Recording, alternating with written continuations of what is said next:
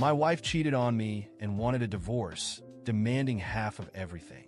I remained calm and accepted. Without her knowing, all my assets were in my father's name. This happened a few years ago. When I met Claudia, she was beautiful, charming, and captivated me with her contagious laughter. We got married quickly, perhaps too quickly, and for a while, everything seemed perfect, or so I thought. From the beginning, my father had advised me to be careful with my assets. SOS/EOS. We come from a hardworking family that had managed to amass a good fortune over the years.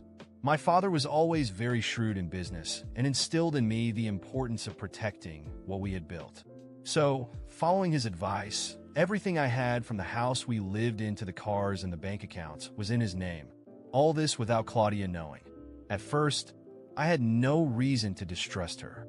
She was my wife, the woman I planned to spend the rest of my life with. But over time, things began to change. Claudia started spending more time away from home, always with the excuse of being busy with work or out with friends.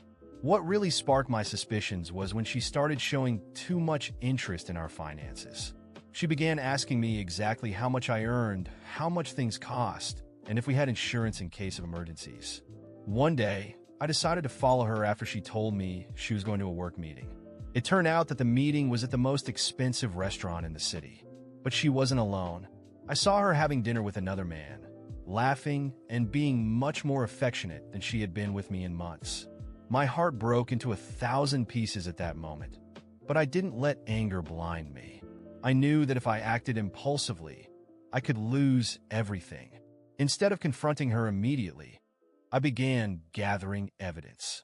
I hired a private investigator to follow Claudia and confirm my suspicions.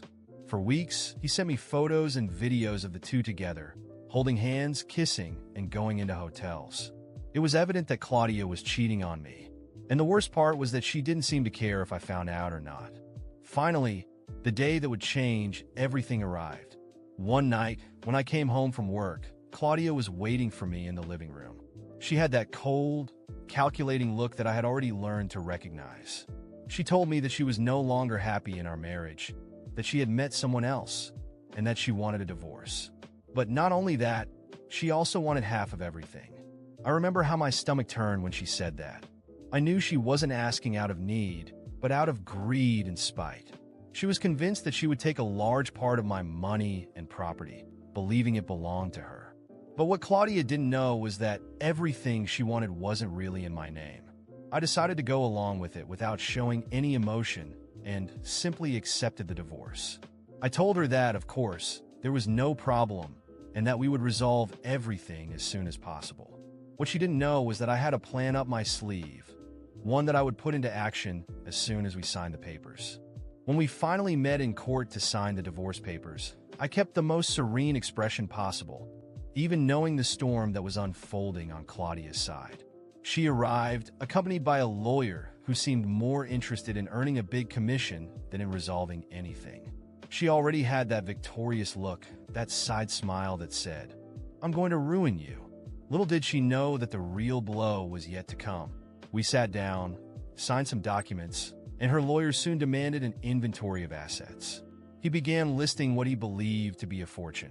First, the house we lived in, an enormous house located in an upscale neighborhood that Claudia must have already imagined selling for an outrageous sum. Then the luxury cars, followed by the full bank accounts. Claudia looked on with an air of superiority as the details were mentioned. Then I asked my lawyer to hand over the ownership documents. Claudia's lawyer received them, and as he began to read, I saw her expression gradually change. The confident, smug demeanor was replaced by something different. First, a slight wrinkle of doubt on her forehead, then a heavy breath, until her gaze became a mix of shock and despair. She turned to the lawyer and whispered something, probably trying to understand what was happening. I remained calm. Everything we had, from the house to the cars and the accounts, was in my father's name. Legally, I did not own anything of value under my name. Claudia, who had walked in there believing she would leave with half of everything, was now realizing that there was nothing to divide. Nothing she thought she could take was actually mine. But it didn't end there. The lawyer looked at Claudia and said, somewhat awkwardly. In that case, we need to discuss the division of Mrs. Claudia's assets. Her expression was pure disbelief. She had believed herself to be untouchable and that she would leave victorious. But the game had turned in a way she never expected. Claudia, over the years, had accumulated her own assets because she never thought to hide or protect her wealth as I had. She had an apartment in her name, a luxury car, and some bank accounts. Once it became clear that my assets couldn't be touched, Claudia suddenly found herself in a terrible position. She had more wealth than I did and would therefore have to divide her assets with me. I watched her expression change completely. The victorious smile disappeared and was replaced by panic. She started arguing with her lawyer, trying to find a way out of the situation, but it was impossible. Legally, I was entitled to half of everything in her name. Ironic, wasn't it?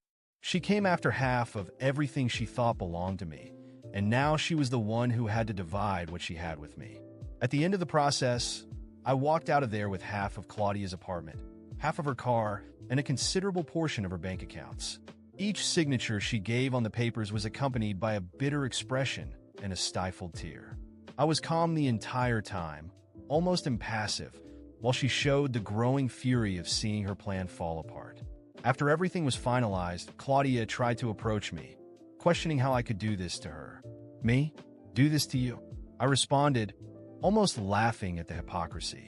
You wanted to destroy me, Claudia. You came after what wasn't yours, believing you could get away with it. And look where we are now. You wanted half of everything, and now I'm the one walking away with half of what is yours. She yelled, tried to make a scene, but the courtroom was a cold and indifferent place. No one was interested in her drama. I shrugged and left, leaving her there, standing, trying to piece together what was left of her life. The Claudia who had entered the courtroom full of confidence was now just a shadow, a person who had lost everything because of her own greed. Eventually, I found out that Claudia had to sell the apartment to pay off debts that had come up. Without the money she thought she would get from me, she ended up getting into debt trying to maintain the luxurious lifestyle we had. She tried to keep the car, but the cost was too high. In the end, she was left with little more than the clothes on her back, while I moved on, with my share securely in hand. Ironic how she, who came after my ruin, ended up ruining herself. After the court, I thought things would finally settle down and that we would both move on with our lives. But Claudia couldn't accept defeat. Instead of dealing with the situation and moving forward, she decided to try to defame me. She started posting on social media, telling her version of the story, in which I was the big villain who had manipulated, betrayed, and financially ruined her. She painted herself as the perfect victim, a wife who had been deceived by a cruel husband. She used the harshest and most dramatic words possible and managed to gain some sympathy at first. Many people who followed her, unaware of the details, began attacking me online, calling me a coward, selfish, and other insults. My friends alerted me to what she was doing, and when I saw the posts, I decided I wasn't going to let it slide. She wanted to play in the public arena, so I would too. I gathered all the evidence I had. The photos from the private investigator, the messages, the court details, and even records of her attempt to take half of what she thought was mine. I made a long post explaining the entire story. I went straight to the point, no exaggerations, just the facts. I showed how Claudia had planned to betray me and then try to financially ruin me out of sheer greed. I made it clear that while she was planning the betrayal and the separation, I was protecting my assets because it was something my family had built through hard work. As soon as my response started circulating, the tide turned against her. People who had previously sided with Claudia were now shocked by the truth. Comments began to appear on her posts, calling her manipulative and pointing out how she had underestimated the situation and me. The image Claudia tried to create of herself as the victim began to crumble. She went from being an aggrieved wife to someone trying to pull a con and ended up exposed. The pressure on social media became unbearable for her. Claudia, full of shame, tried to delete the posts, but it was too late. Screenshots were circulating, and people continued to comment. It didn't take long before she deactivated all her accounts, completely disappearing from the radar. She had no way to justify herself anymore, and every attempt at a response only made things worse for her. In the midst of all this chaos, something unexpected happened. Claudia's best friend, Marcella, reached out to me. She wanted to understand what had really happened, said she couldn't believe everything she was seeing and hearing. We arranged to meet up to talk and clarify things. At the meeting, Marcella was very attentive. I told her everything, from how Claudia began acting suspiciously to the evidence I had gathered. Marcella seemed sad and disappointed about what she had learned about her friend, but at the same time, she couldn't hide the fact that she agreed with me. She said that I had done the right thing, that no one deserved to go through what I went through. As the conversation continued, Marcella really began to comfort me. She told me that I was a good person, that I didn't deserve what Claudia had done to me, and that it was admirable how I had kept calm and moved on without giving in to blind hatred or revenge. There was something about her, an understanding and kindness that I hadn't expected. As time went on, the atmosphere between us changed. The conversation became more personal, closer. Marcella began to flirt with me, and it didn't take long before we ended up being together. It happened naturally, as if all the tension of those past months needed an outlet, and Marcella was there by my side when I needed it most. It wasn't something I intended to make public, especially to Claudia. She and I haven't spoken since all this happened, and I don't see any reason to change that. My life moved forward, and somehow, being with Marcella felt like a new beginning. While Claudia's attempt at revenge completely failed and she withdrew humiliated, my own revenge, if I can call it that, worked. I moved on, secure and now happier, while she had to deal with the consequences of her own actions. Marcella and I keep everything between us without making a fuss. What matters is that I am finally free of Claudia and her manipulations, while she, because of her own greed and poorly calculated actions, ended up alone, without the assets and without the support she expected. Justice, after all, was done, even if in a way no one anticipated.